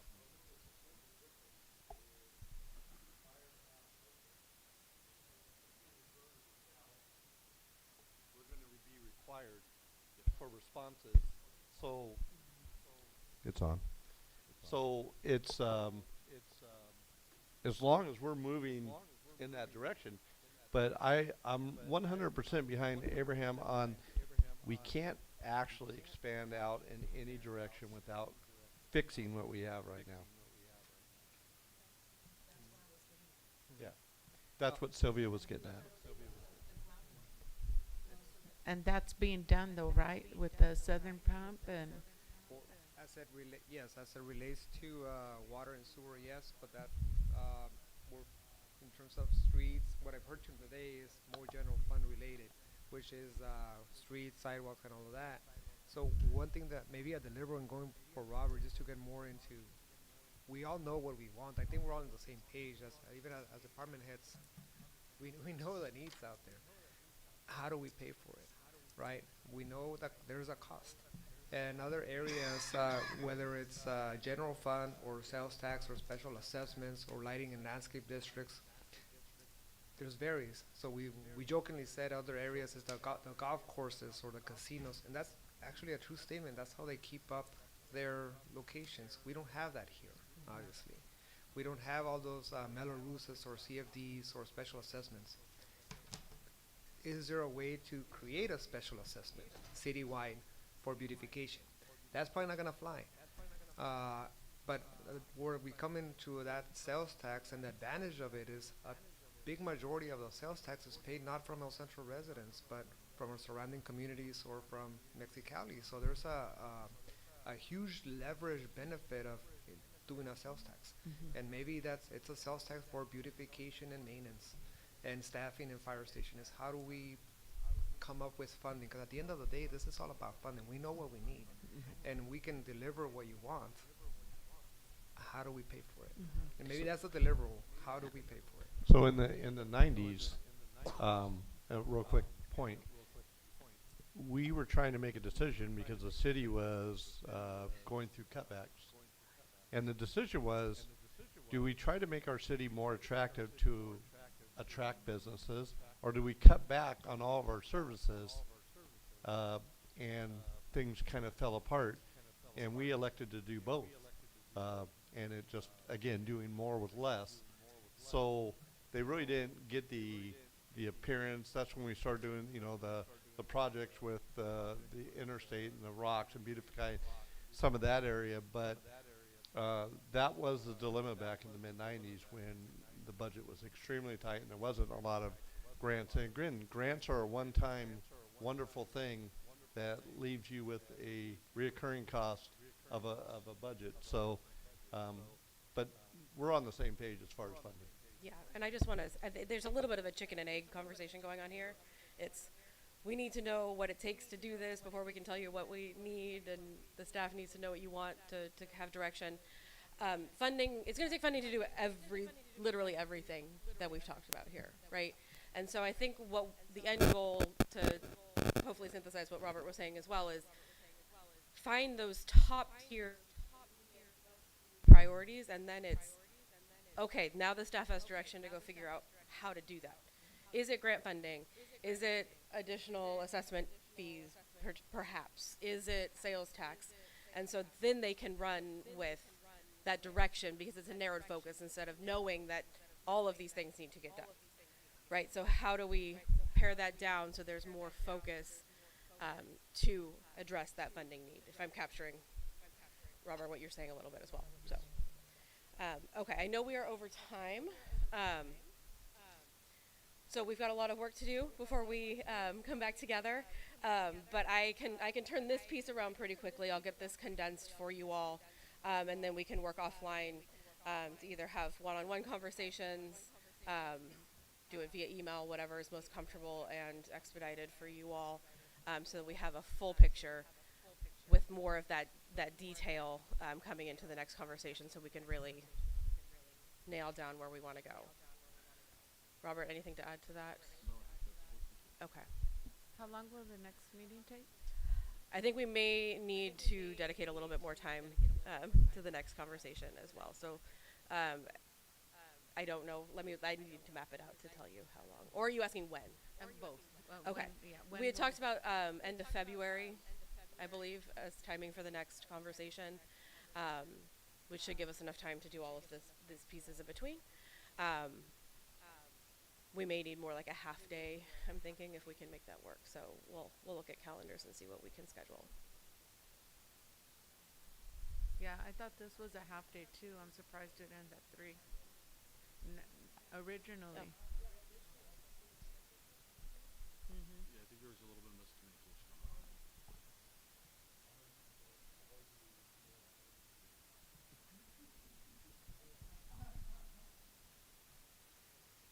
How everybody wants to spend a Friday afternoon.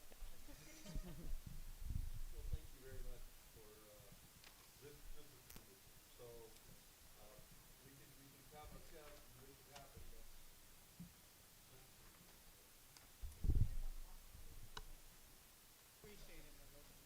The what? Jumping to the hot coals.